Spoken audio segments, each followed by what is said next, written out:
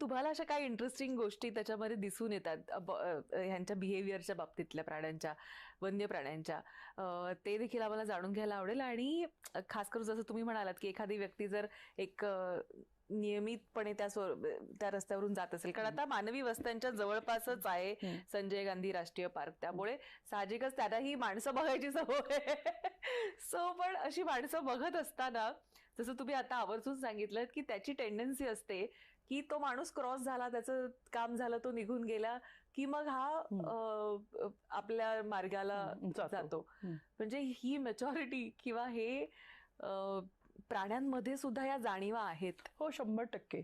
म्हणजे तुम्ही आता संजय गांधी राष्ट्रीय उद्यानाचं उदाहरण बघितलं तर तिथली हरणं आहेत, तिथल्या ज्या मानवी वस्ती आहेत त्यामध्ये सहज वावरताना दिसतात. त्यांना इतकी माणसांची सवय आहे की तुम्ही आसपास गेलं ना तर ते घाबरत नाहीयेत. तर तिथल्या असलेल्या डीएस मध्ये सुद्धा हा फरक दिसतोय. म्हणजे तसंच बिबट्याचं, तो तिथल्या अतिक्रमणधारकांच्या घरातून, घराच्या आसपासमधून सहज फिरत असतो.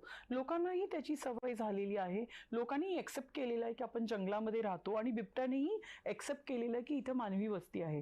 तर संजय गांधी राष्ट्रीय उद्यानामध्ये एवढी अतिक्रमण आहेत, पण आपण पण म्हणजे मला वाटतं गेल्या 8-10 वर्षामध्ये अतिक्रमणधारकांच्या घरामध्ये अटक करण्याच्या घटना फार झाल्याच नाहीयेत, ऑलमोस्ट नील आहेत. त्यामुळे त्यांच्यामध्ये देखील बिहेवियरमध्ये बदल निश्चित घडतात, हे मी आवर्जून सांगते.